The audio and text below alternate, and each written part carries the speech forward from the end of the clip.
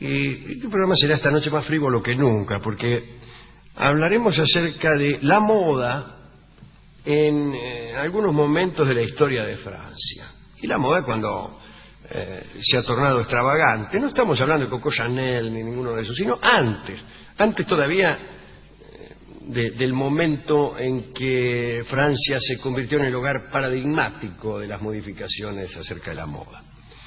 Hablaremos entonces de algunas extravagancias acerca de la elegancia de los cortesanos franceses.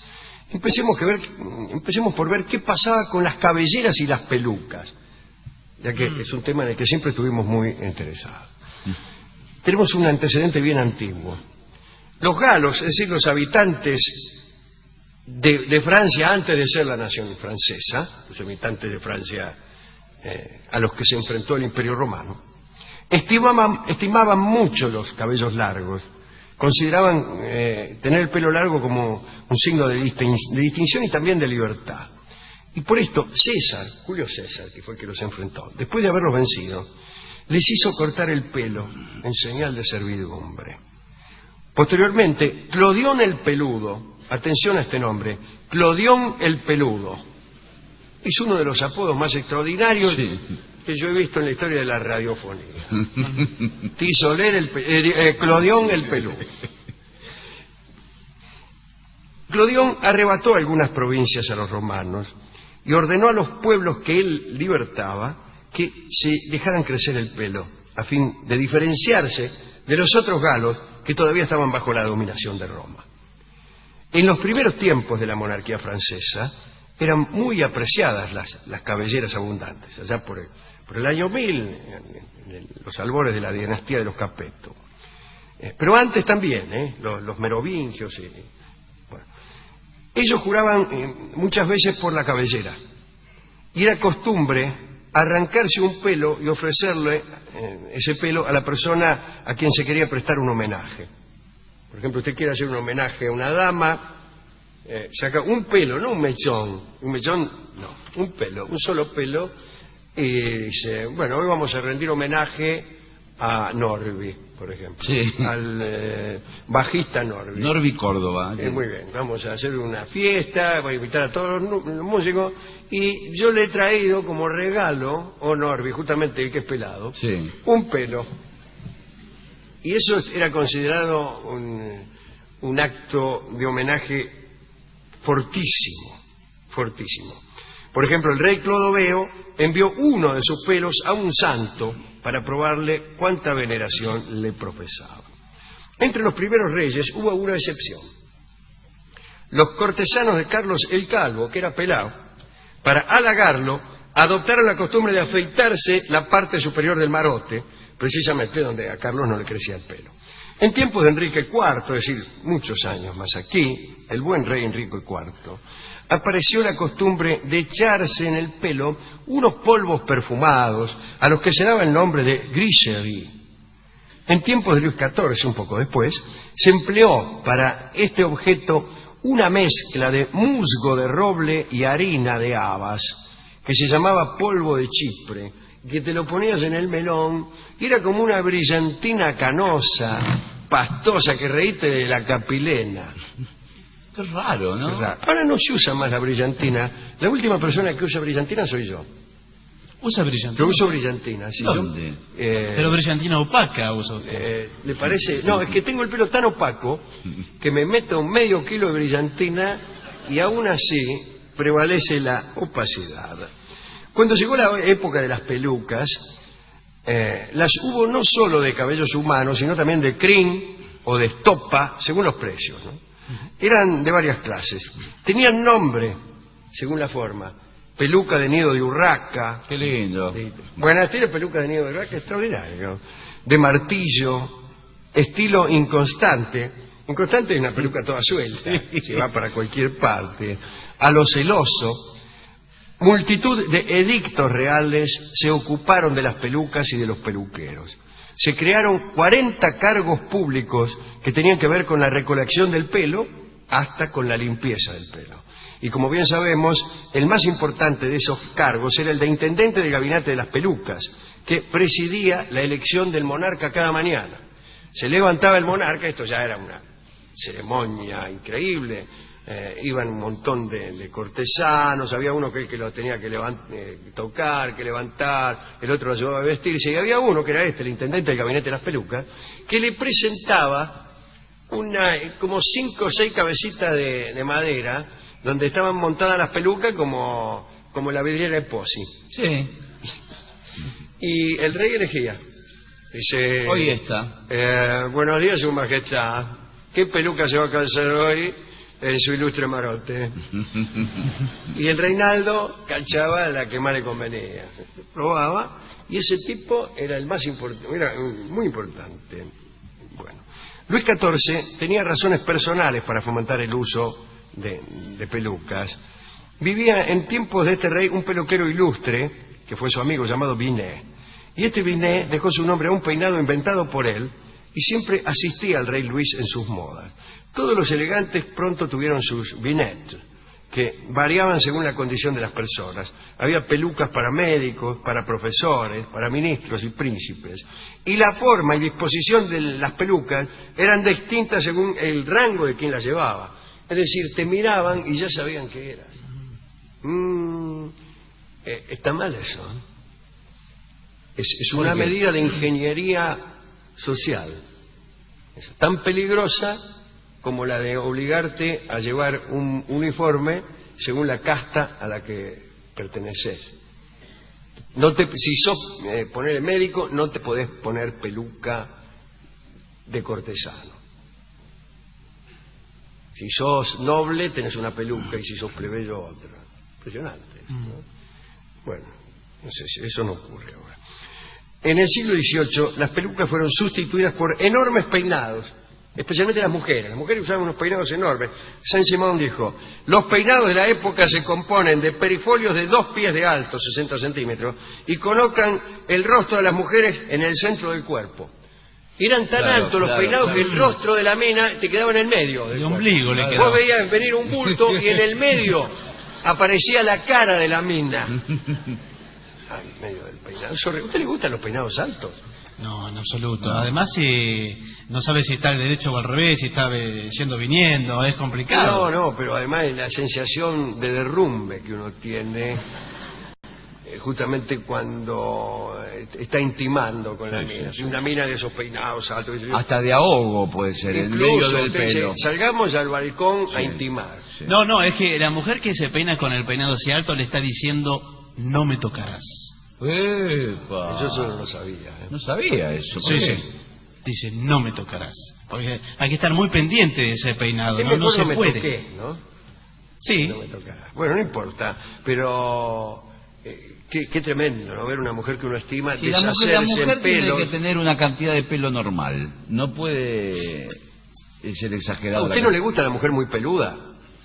No. A mí me gusta la mujer tirando a pelada, por decirlo de alguna manera. ¿Y las amazonas? Porque me da el pelo me pica, la presencia del pelo. ¿No? Para eso estoy yo. Y bueno, así que ya saben. Para estos peinados, para estos con armazón, sí, se disponía un armazón de alambre grueso, y a veces, cuando subían en los coches con techo, las cortesanas tenían que arrodillar, agacharse, claro, y viajar todo el tiempo así, porque si no les pegaba el peinado en el techo, y se enfermaban del cogote, evidentemente. Una de las invenciones más aplaudidas fue la que llevó la duquesa de Chartres en 1774. Podía verse entre alambres y esculturas del pelo, era como una enorme escultura, en la que figuraban su hijo, la figura de su hijo, el duque de Beaujolais. ¿Hecho con pelo? Sí, todo con pelo, en brazos de su nodriza. Había también un loro que picoteaba una cereza y un morochito. Este debe ser el morochito, decía. Bueno, ¿y cuánto tardan en hacerle un peinado con escultura de pelo? Muchísimo, más que en hacerse rastras. En la época de la Revolución Francesa, la escarapela tricolor, aquella que inventó Camilo Desmoulins, fue el adorno obligado de los peinados. Obligado, pero no por la moda, obligado por la cana, porque si te agarraban sin escarapela, la primera vez 8 días en cana. Reincidencia, vas presa por sospechosa y te podían tocar 6 años de reclusión. Últimos detalles que explican el nacimiento de algunos usos de la moda y que parecen provenir del capricho de algún príncipe. Por ejemplo, las hijas de Luis IX. Luis IX de Francia era también San Luis. Era el rey santo. Tenían las patas enormes. ¿Las chicas? Las chicas. Pies enormes y poco gratos. ¡Ay, qué feo! Y dice, empezaron a llevar vestidos largos de arrastre y ahí nacieron los vestidos de cola. De las hijas de Luis IX que tenían las patas grandes. La esposa de Felipe III tenía un cogote desmesuradamente largo, según el cronista Brantôme, que dice que el cogote de la mujer de Felipe III era capaz de humillar a una cigüeña. Señor. Y entonces empezaron a usar cuellos muy altos, como por ejemplo la golilla, digo yo, será algo así. En 1385, algunos señores de la corte se presentaron adornados con hombros postizos a fin de disimular su escaso porte. La Ferronnière, la famosa amante de Francisco I, se había hecho una quemadura en medio de la frente, se puso encima de la cicatriz una joya sostenida por un cordón, chau, se puso de moda, imitaron todos. Durante el reinado de Francisco II, para halagar a los muchos gordos que había en la corte, se puso de moda el vientre postizo. Muy bien. Esa es una moda que debería volver. La del vientre postizo, todos los gorditos como yo. Que era una especie de almohadón, con unos hilos. Decimos, buenas tardes. Miren el vientre postizo que me compré. Y usted sabe que yo uso la panza. ¿Postiza? No postiza, la panza verdadera la uso por encima del cinturón. Porque uso pantalones de tiro corto. Sí, la verdad que es muy corto el pantalón. Muy corto, e incluso, sí. mire, obsérveme la panza, que sí. me toca, entra en contacto de nuevo. O sea, se separa del cuerpo, sí. Pero más adelante vuelve a entrar en contacto como, con el mismo. Como una minifalda de carne. Claro, me roza el muslo. Es feo. Me roza el muslo, ¿no es cierto? Una pollera de carne. Como una especie de pollera de carne, yo no se lo quería decir así. Está chorreado. Fíjese, ¿no? Sí. Hay que contrapesar eso, ¿no? Claro, y entonces yo lo que no consigo son remeras para abarcar toda esa panza. Y bueno, pero... ¿Cómo conviene ponérsela cuando usted no tiene una panza así? No, para mí tiene que comprar pantalón de tiro largo. ¿De tiro largo? Y mete la panza adentro. No, queda fulero, queda mete la panza dentro del pantalón. No, a mí me gusta la panza afuera, así, mire, como el conventillo de Don Nicola. Y ¿Cómo se usa la panza? No, actualmente usted la tiene que disimular. Vio que por lo que estaba leyendo y contando todo el concepto de la moda es contrapesar y disimular. No, en este caso al revés. Sí, en este caso es el único... Poner en evidencia algo que uno no tiene.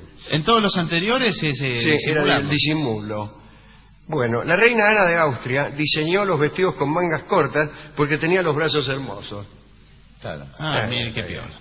Y finalmente Madame de Pompadour, la favorita de Luis XV, puso de moda los tacones altos para disimular su baja estatura. A mí, la invención que más me gusta es esta que le voy a contar ahora. La reina Catalina de Medici se casó con el rey Enrique II de Francia, que era el hijo de Francisco I. Casaron. Él no la quería mucho. Tenía una amante que era Diana de Poitiers, se la pasaba todo el día con la amante, qué sé yo. Y la otra se la aguantaba. Y no era nada linda Catalina de Medici, pero sí tenía hermosas piernas. Tenía piernas muy hermosas y era lo único hermoso que tenía. Entonces, trataba de mostrarlas. Y claro, no se usaban minifaldas, que era muy difícil para una mujer mostrar las piernas. Y ella pensó que la mejor manera era cuando se andaba a caballo. Pero ¿qué pasa? Antes se montaba, la mujer montaba... Claro, con las dos piernas para un lado.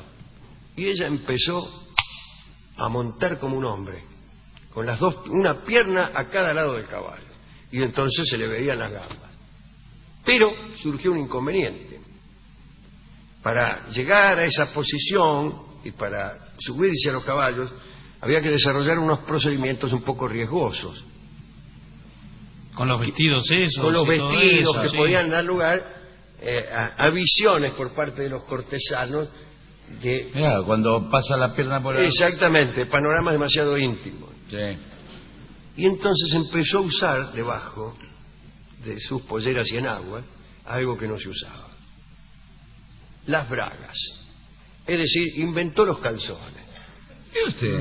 Catalina de Médicis inventó los calzones. Empezó a usar una cosa, mucha puntilla, qué sé yo, se la ponía debajo de la pollera, se subía arriba del caballo y mostraba la gambardela y evitaba que todos dijeran: mirá la cara fulera que tiene la italiana. ¿Le gustó? Sí, sí. Esa es una linda conversación cuando uno está con una amante o con alguien que uno quiere seducir, y le decía que no sabe quién inventó los calzones. No tiene que empezar por el final, empiece como hizo antes.